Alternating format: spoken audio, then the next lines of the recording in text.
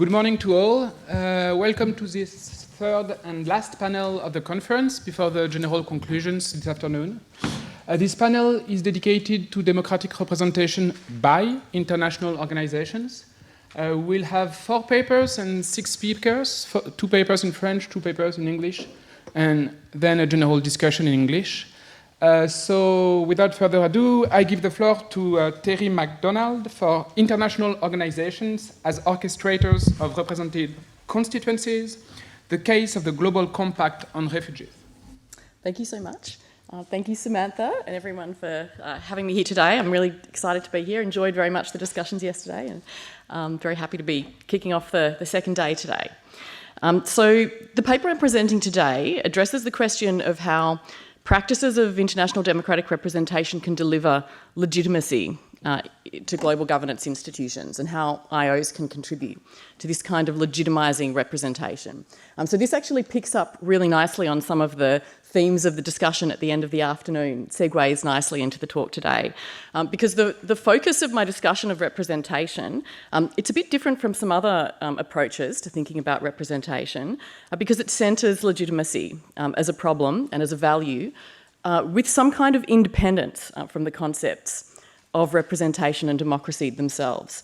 Now, I think I'm not alone in this because I think some of the discussions yesterday also drew out this possibility of tensions and distinctions between the idea and the value and the practice of legitimacy and legitimation on the one hand, and democracy and representation on the other.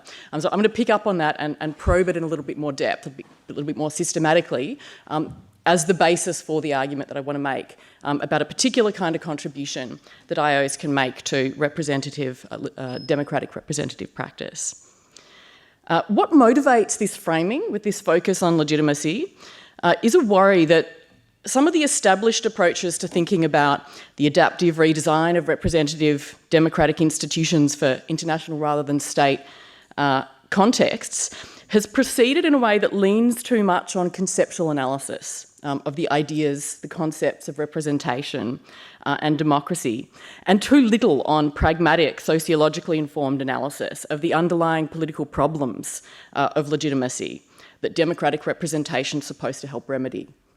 Now, this is a concern that I learnt from discussions yesterday. Others are also grappling with, so I'm happy to be able to pick up on that discussion. So the kind of conceptually driven analysis that I'm trying to move away from is one that begins by abstracting upwards from a state-based representative democratic practice to identify a new conceptual understanding of representation and then applies that back down to the international context.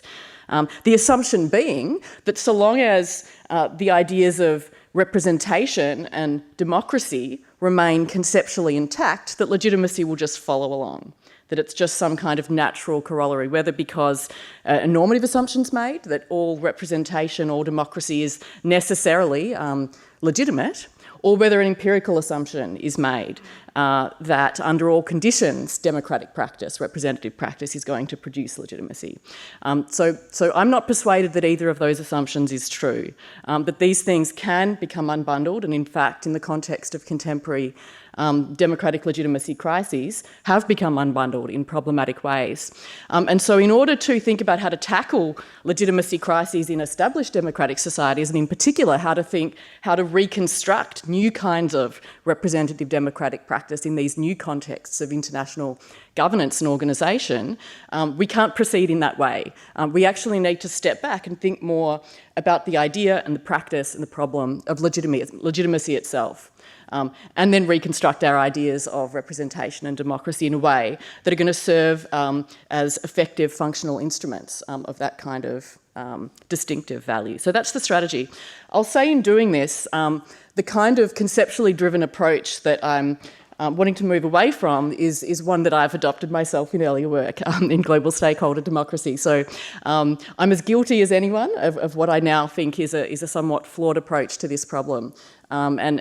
Well, over the last few years, I've been doing a lot of work on the idea of legitimacy, trying to, I suppose, fix some of my own early errors, but also to make a new kind of contribution in this space. So while taking very seriously this problem of legitimacy deficit in thinking about representation and democracy, my conclusion and my argument overall is a little more optimistic still.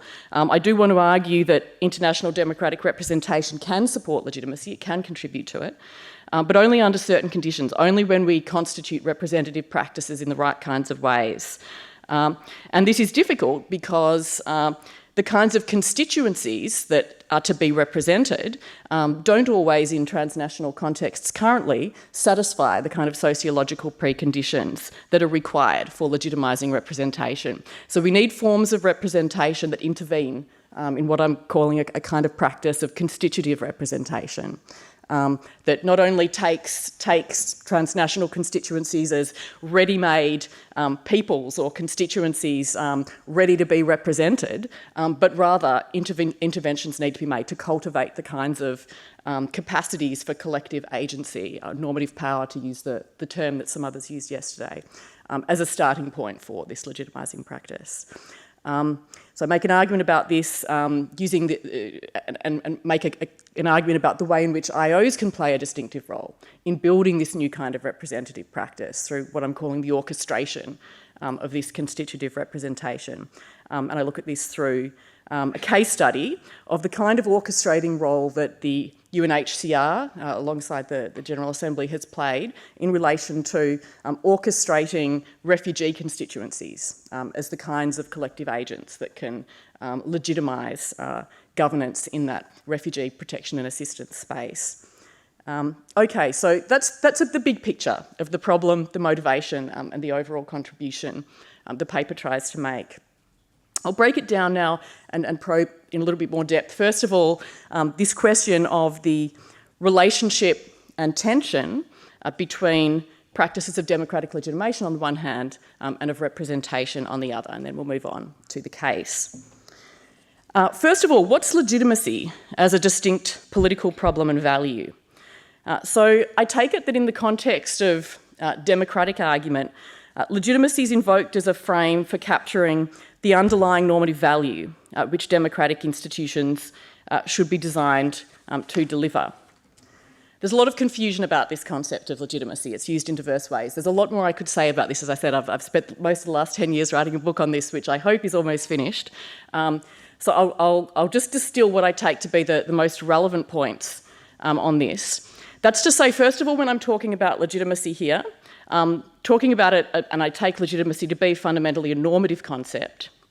So it captures a kind of political practice to which we attribute value. So it's a normative concept. But it's concerned with the normative value of certain kinds of practices of collective political rule, which, because it's a practice to which we're attributing value, it can be readily operationalised for empirical study, and this is what the sociological legitimacy concepts are doing. So I see those concepts as being closely connected. However, legitimacy is a normative concept, but it's not a moral concept. It's actually, I think, best understood pragmatically as a remedy to a distinctive kind of political problem. And this connects up with some of the discussion yesterday about the ambiguities that underlie concepts and the way concepts sometimes capture problems, not answers. I think that is very much true for the idea of legitimacy. Really the only way of capturing a cohesive account of the concept of legitimacy is to see it as the referent to a particular kind of political problem. And we talk about legitimacy as a value. We're talking about the remedies that we can pursue, cultivate as political communities through our institutions in trying to ameliorate, to use the term the pragmatists prefer. Remedy, I think solve is too optimistic in terms of the kinds of political responses that we can call legitimate. What kind of political problem is it? There are a lot of different things that we can say here. The understanding of it that I'm invoking here is one that sees legitimacy as a problem concerned with political problems of normative dispute, and in particular normative dispute over the rightful institutional terms of political rule. So the problem of legitimacy arises when you have a community who are brought together under conditions of forced interdependence, the context of the emerging modern states in the early legitimacy theory, and of course in the global context now, in the context of global integration. We have populations brought together. We can't flourish as societies without one another. We need to find terms on which to live together, and we need to agree to those terms so we're able to do that peacefully and cooperate effectively and so on. So there's an imperative cooperation, but we have different normative values. How do we reconcile that?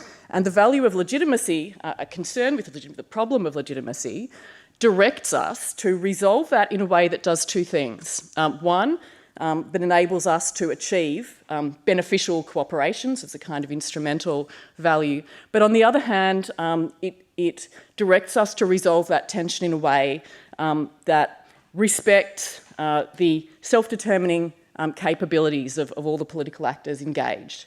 So there's a kind of a shift from individual to collective self-determination, which we're trying to achieve when we pursue the value of legitimacy. So this is what's at stake. This is what the value of legitimacy tries to do. A normative theory of legitimacy has to tell us how to achieve this reconciliation through institutional design, political practice and other domains. And this is, of course, where the close connection with democracy and democratic theory comes into the picture. Of course, these ideas in the modern era have co-evolved with legitimacy as the problem and democracy and democratic institutions as the remedy. And the compound idea of democratic legitimacy captures what results when democratic institutional instruments successfully function as political remedies to underlying legitimacy problems, helping us to resolve these normative disputes over the institutional terms of political rule or governance, as we might say in an international context, through the collectivisation of power and democratic decision-making processes. So when we talk about democratic legitimacy, this is what I mean when I talk about democratic legitimacy.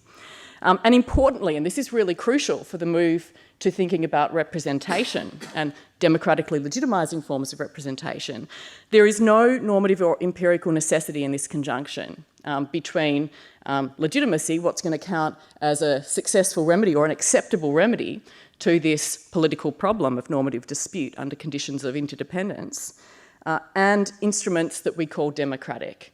It's a contingent conjunction. We have found, as others said yesterday, that this is the best available solution, at least in recent historical memory, to this legitimacy problem. We've found it works, which is why this notion of democratic legitimacy has become so popular. But there's no necessity, there's no logical necessity. There's not actually a lot of good empirical evidence that these two things will always travel together. So it's an open question whether or what forms of democracy can deliver legitimacy, also in the different political problem situation of contemporary international governance. The dimensions of interdependence are different. The dimensions of social integration and disintegration among members of these interdependent populations are different in the global context. The problem has an analogous structure to the kind of problem of legitimacy that emerged for modern European states, but it's not identical. So there needs to be a sociologically informed examination of the dimensions of this problem, the dynamics of this problem, and then the kinds of institutional designs that are going to function successfully as a remedy. And this is where we need to revisit the way we think about democratic institutional design, and in particular, for our interests here at this conference, the role that representation and instruments of representation can play in producing legitimacy. Under what conditions then? This is the final part of the theoretical analysis in the paper.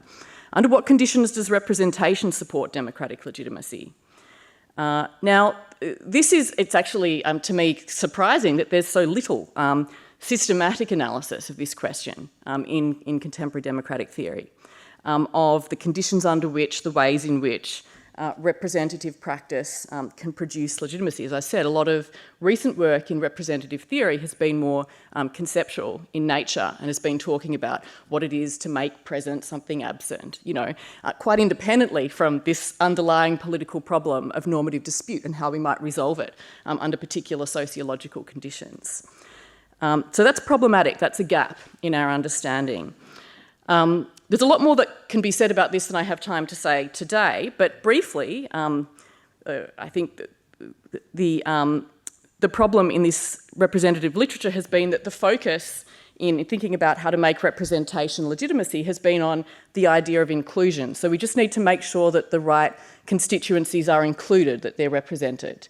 But the actual nature of that representation, whether it's symbolic or whether it's formal or it's substantive, it's something else, that's a question we can work out conceptually. So I want to suggest that that's not the right way of thinking about this, that actually in thinking about what forms of representation we need to develop, we should be thinking not only about inclusion and who's included, but also about whether the kinds of representative instruments that we're building are going to be able to cultivate, capture and harness the legitimising democratic agency of represented constituencies. The problem that we face in a lot of international, transnational governance contexts is that the kinds of constituencies that we identify as entitled to inclusion are not currently constituted with these kinds of capabilities for legitimising democratic agency. Yesterday we talked a bit about all affected, all subjected constituencies, and this is obviously now a very widespread way of thinking about how that boundary question for inclusion ought to be approached. But of course we also know that many of these populations of affected or subjected people in transnational contexts look nothing like the kind of sociologically integrated peoples with functional public spheres through which they can deliberate and form common understandings of their shared interests and take collective responsibility for political outcomes, and all these other dimensions of agency which are essential for legitimisation. What do we do about that deficit? And what I propose is that we need a new kind of representative practice which takes seriously the need for, alongside representation, the constitution of these constituencies as collective democratic agents of the kind that can do this work of political legitimation. Very simply, it's obviously a complex question what those sociological preconditions are, but at a minimum, there needs to be a capacity for mutual recognition. Members of these constituencies have to be able to recognise themselves as democratic stakeholders with a stake in the governing institutions and as represented constituencies that can take an interest and take responsibility for that political process. There need to be infrastructures in place and capabilities for communication and collaboration among members. So there's a horizontal dimension there that goes beyond the recognitional, that is important for that work of building mutual understanding, of negotiating, of shifting views, of coming to common understandings about what's required and committing to collaboration in, for example, processes of authorisation or what other dimensions of representation may be involved.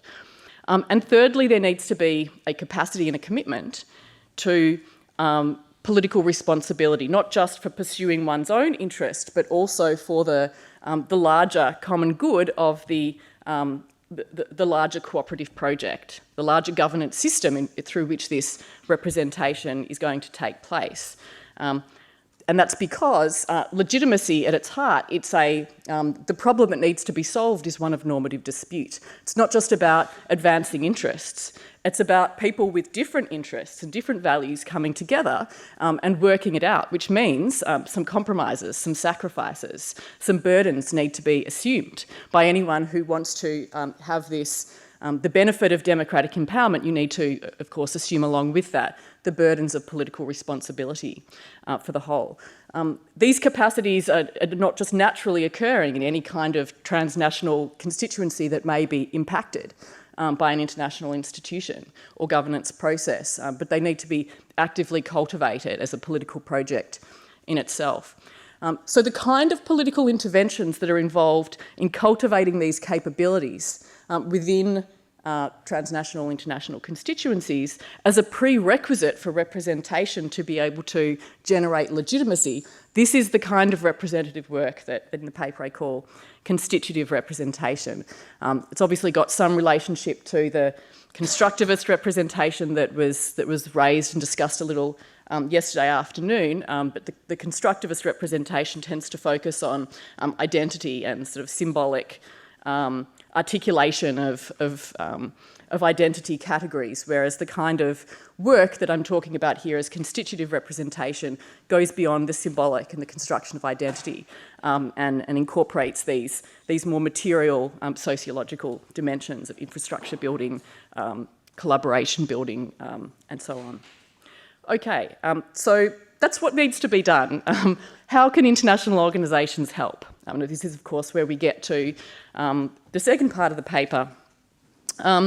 And the argument that I make here is that in just the same way that when we talk about the role of international organisations in global governance, it's now quite commonplace to talk about them as orchestrators, not as exercising direct control necessarily over populations in producing political outcomes, but in orchestrating other actors to come together in indirect ways to support, facilitate, coordinate and steer global governance. And what I'm suggesting here is that this concept of orchestration is also quite useful in thinking about the ways that international organisations can contribute to this required practice of constitutive representation, orchestrating represented constituencies, helping to build the kinds of capacities for collective political democratic agency and empowerment which are required for that representative practice to be a legitimising practice. And to understand how this is possible, I take a look at the case of the role of international organisations in orchestrating refugee communities as a represented constituency in international politics. And the UNHCR and the UN General Assembly are the two international organisations involved here, particularly the UNHCR, in and through their work in the development of and the implementation of the Global Compact on Refugees. So I think I have about 10 minutes to talk about this case. I won't go into too much detail. I got 10 minutes? Yep, okay. I'll give you a little bit of background. I know that some people here are familiar with this case and others have done some work on this themselves, but for those who are not so familiar with the case, the Global Compact on Refugees, it's a framework of principles that was formulated to guide international cooperation among international organisations, governments, NGOs and other refugee and host community stakeholders in the pursuit of more equitable and effective global responsibility sharing for supporting refugees and their host communities. This Global Compact on Refugees was formally adopted by the UN General Assembly in December 2018, following a couple of years of international consultations led by the UNHCR. Now, in the decades leading up to this process, significant work had already been done by refugee communities and refugee leaders themselves, alongside others, to establish the idea that refugees ought to be seen as a distinctive political community in international society, entitled to representation on their own, independently of the kind of representation of states within international organisations. And the scope of the framework for international cooperation on refugee issues expanded this commitment to refugee representation through the development of the Global Compact on Refugees. Through this process, refugee leaders advocated very strongly that in developing this framework for refugee protection and assistance, that the international community also had to make much stronger commitments to refugee representation, because of course the distinctiveness of the kind of predicament that refugees find themselves in is one that of course is not compatible with the fiction that states are doing the representing, or they're doing sufficient representing in international organisations. And the slogan for this movement among refugee leaders was "Nothing about us without us," in the context of refugee protection and assistance. So a commitment to this kind of refugee representation became very widely adopted through this conversation and has been built in some explicit commitments within the Global Compact on Refugees. However, this is for probably some very obvious reasons something very difficult to accomplish in practice. There are a lot of obstacles to this idea that refugees can, be a self-representing democratic constituency. Though many individuals live with the precarity of refugee status for extended periods, membership of a transnational refugee constituency is nonetheless fluid and dynamic. It lacks the kind of secure integration and commitment that comes with permanent political memberships. that poses a particular kind of obstacle to political mobilisation. Refugees as a transnational constituency are geographically dispersed, culturally and linguistically diverse, again, posing barriers to the kind of political integration, communication, collaboration that's required for this collective democratic agency. And of course, perhaps most crucially, it's exactly the kinds of physical, economic, social, cultural vulnerability and estrangement that are experienced in situations of refugeehood. These can in themselves deter or preclude taking on the additional risks and burdens that accompany political engagement of a range of kinds. So achieving political legitimacy in the governance of refugee issues requires addressing these barriers through systematic political interventions. We can't just assume that refugees are going to be able to mobilise and organise themselves and take control of the agenda in this governance space. And this is where the international organisations, in particular UNHCR, has stepped in and engaged in what I think can be described, perhaps, in an exploratory, tentative way, as a kind of practice of orchestrating constitutive representation. I'm talking here about a range of political interventions aimed at cultivating within refugee constituencies the capabilities of democratic self-recognition as a political community with agency on the international stage, the kind of political engagement and the kind of shared commitment to common responsibility taking that are the markers, that are the key prerequisites of this kind of legitimising agency. The paper goes into a little bit more detail than I have time for here in the kinds of initiatives and interventions that the UNHCR has orchestrated in trying to cultivate these kinds of capabilities. A lot of the traditional instruments of orchestration that have been mapped out by international organisation scholars to capture the orchestration activities of IOs in governance practice are replicated here, are utilised here to cultivate these forms of political empowerment among refugee communities. We have convening and endorsement, leveraging access to their organisational networks and prestige to bring together refugee leaders in forums for discussions, to build agendas and to network, providing administrative and financial assistance to this kind of political mobilisation. Convening and offering assistance not only at the high level in international forums, but also at local levels in the design and delivery of refugee assistance programs within refugee camps and within transit and resettlement situations. Setting agendas to bring in civil society organisations and local government organisations into this agenda to encourage and support them to build these kinds of forms of political empowerment into their routine practice in this space. And finally, in the dimension of political commitment, response to shared responsibility, key orchestration techniques have included agenda setting and coordination in relation to a whole of society approach to responsibility for refugee protection and assistance. And they've even been included within the Global Compact for Refugees proposals for future solidarity conferences and platforms designed specifically to build the kind of responsibility, the kind of shared understandings about common responsibility that are necessary prerequisites for exercising the kind of agency as a represented constituency on which there is now a wide degree of consensus that refugees are entitled to exercise. So these are some of the kinds of instruments. In conclusion, I just want to say a little briefly about some of the limitations and challenges that arise in trying to convert these very embryonic forms of representative intervention into something that can achieve a more substantive kind of legitimating quality.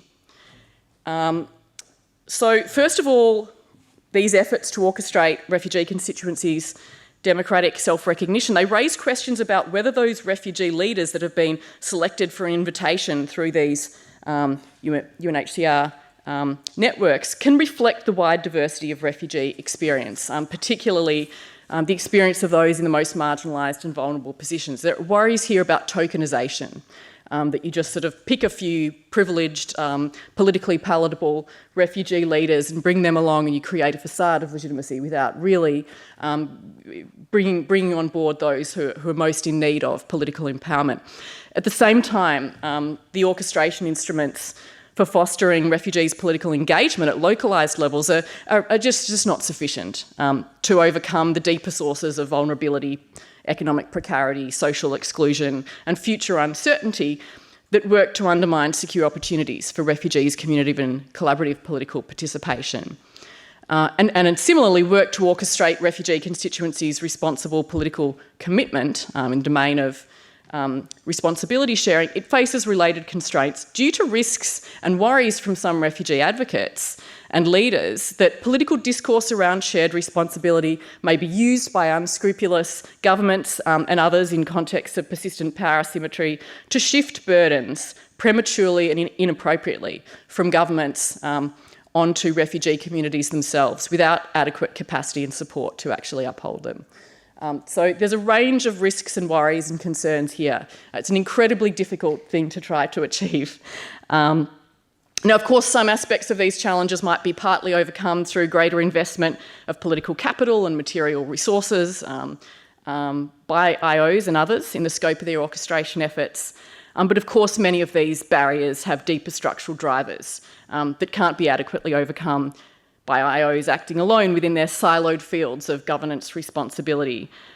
These social prerequisites for legitimising democratic agency are extremely demanding, and they're interconnected with other dimensions of the international governance field. And this reminds us, I think, it highlights a deeper tension in projects of trying to achieve political legitimacy in a pluralist order, not just for the work of IOs, but for the work of democratisation in general in the context of a pluralist order. We need to always keep at least one eye on the whole of society cosmopolitan perspective about the ways that governance practice and democratic agency in particular local contexts or particular governance fields are inextricably linked to those elsewhere. And that strong legitimacy can never be achieved in siloed fields alone, but always requires an eye to the bigger picture. So these persistent challenges of democratic pluralism, I think, maintain a strong presence in these emerging practices of IO orchestration. So I'll leave it there because I'm out of time. Thank you so much.